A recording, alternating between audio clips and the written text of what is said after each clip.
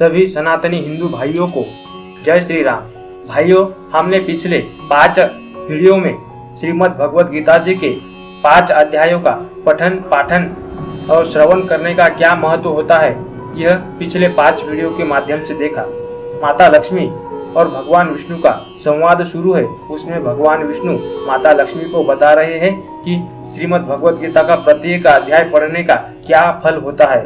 अब भगवद गीता के पिछले 5 अध्यायों का महत्व सुनने के बाद माता लक्ष्मी भगवान विष्णु से बोली, हे प्रभु, अब आप मुझे गीता के 6 अध्याय के पठन पाठन अभ्यास का क्या महात्म्य है बताइए।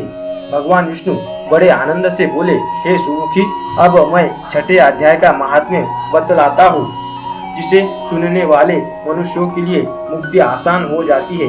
गोदावरी नदी के तट पर प्रतिष्ठानपुर पैठन नामक विशाल नगर है, जहाँ मैं पिपलेश नाम से विख्यात होकर रहता हूँ। उस नगर में जनश्रुति नामक एक राजा रहते थे, जो भूमंडल की प्रजा को अत्यंत प्रिय थे।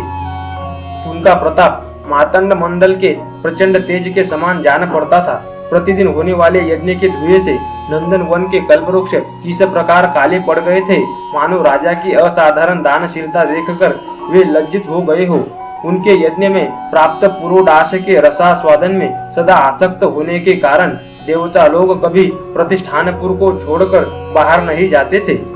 उनके दान के समय छोड़े हुए जल की धारा प्रताप रूपी तेज और यज्ञ के धुमरों से पुष्ट होकर मेघ ठीक समय पर वर्षा करते थे। उस राजा के शासन काल में खेती में होने वाली 6 प्रकार के उपद्रवों के लिए कहीं थोड़ा भी स्थान नहीं मिलता था और अच्छी नीतियों का सर्वत्र प्रसार होता था।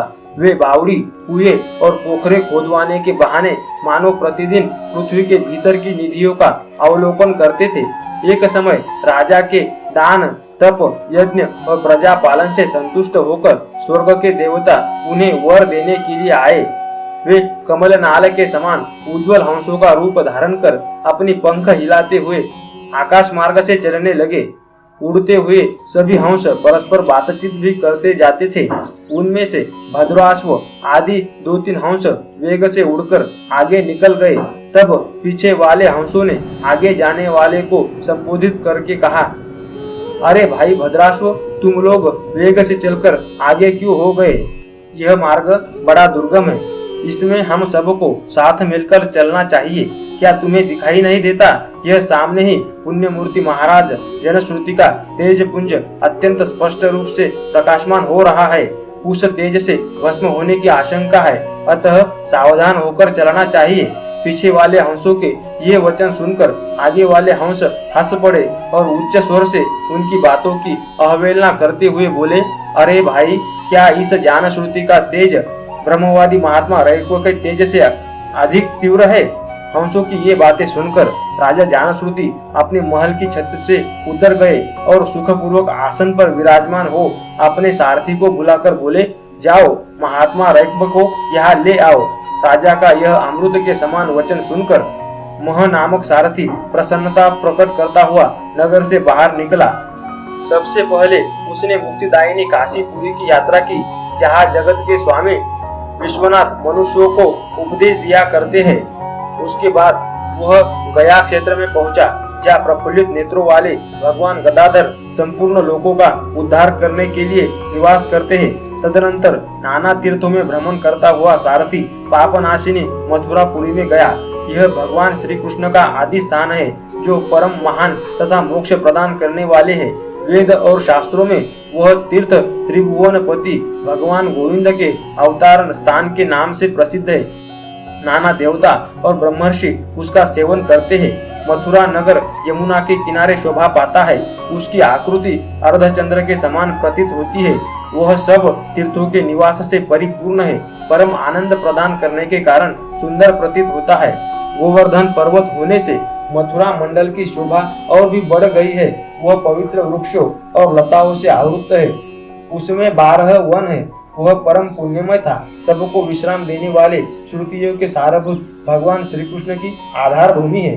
तत्पश्चात मथुरा के पश्चिम और उत्तर दिशा की ओर बहुत दूर तक जाने पर सारथी को काश्मीर नामक नगर दिखाई दिया, जहाँ शंख के समान उज्जवल गगनचुंबी महलों की पंक्तियां भगवान शंकर के अट्टहास की शोभा पाती है।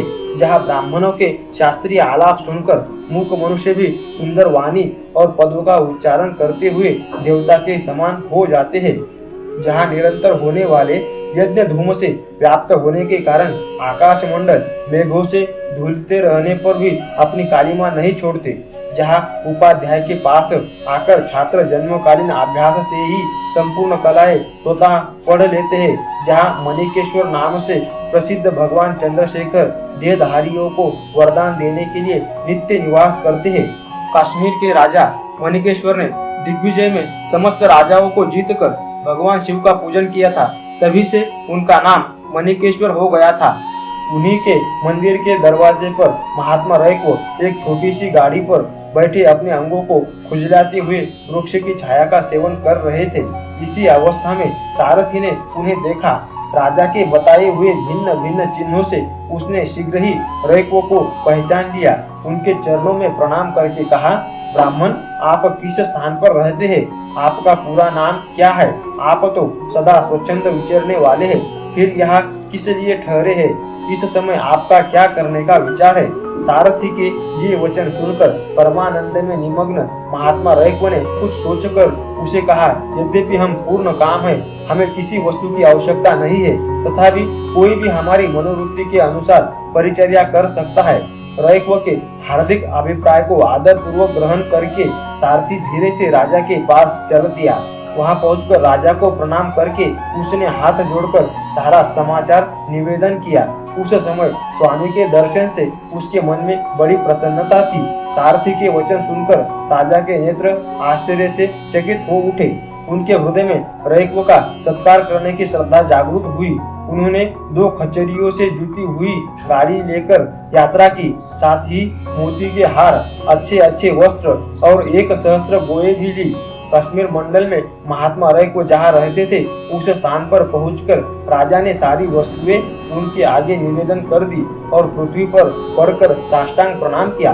महात्मा रैक्व अत्यंत भक्ति के साथ चरणों में पड़े हुए राजा जानश्रुति पर कुपित हो उठे और बोले, रे शूद्र, तू दुष्ट राजा है, क्या तू मेरा वृत्तांत नहीं जानता? ये खच्चरियों से जुटी हुई ऊंची गाड़ी ले जा, ये वस्त्र, ये मोतियों के हार और ये दूध देने वाली गौएं भी स्वयं ही ले जा। इस तरह आज्ञा देकर रैक्व ने राजा के मन में भय उत्पन्न कर दिया। तब राजा ने शाप के भय से महात्मा रैक्व के दोनों चरण पकड़ लिए और भक्ति पूर्वक कहा, ब्राह्मण, मुझ पर प्रसन्न होइए। भगवान, आप में यह अद्भुत महात्म्य कैसे आया? प्रसन्न होकर मुझे ठीक ठीक बताइए। रैक्व ने कहा, राजन, मैं प्रतिदिन गीता के 6ठे अध्याय का जप करता हूँ। इसी से मेरी तेजो राशि देवताओं के लिए भी दुस्सह है। तदनंतर परम बुद्धिमान राजा जानश्रुति ने यत्न पूर्वक महात्मा रैक्व से गीता के 6ठे अध्याय का अभ्यास किया। इससे उन्हें मोक्ष की प्राप्ति हुई। रैक्व पूर्ववत मोक्षदायक गीता के 6ठे अध्याय का जप जारी रखते हुए भगवान माणिकेश्वर के समीप आनंद मग्न हो रहने लगे।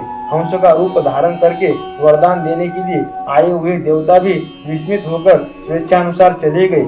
जो मनुष्य सदा इस एक ही अध्याय का जप करता है, वह भी भगवान विष्णु के स्वरूप को प्राप्त होता है, इसमें तनिक भी संदेह नहीं है।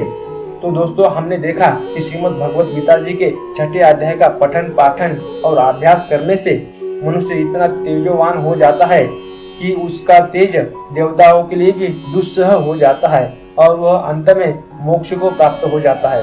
दोस्तों, अगर आप भी श्रीमद् भगवत गीता का पठन पाठन करते हैं तो भगवान विष्णु की सदा आप पर कृपा बनी रहे, इसी मंगल कामना के साथ आपने यह वीडियो पूरा देखा और सुना, इसीलिए दिल की गहराइयों से मैं आपका बहुत आभारी हूँ। आपके लिए मंगल कामना करता हूँ।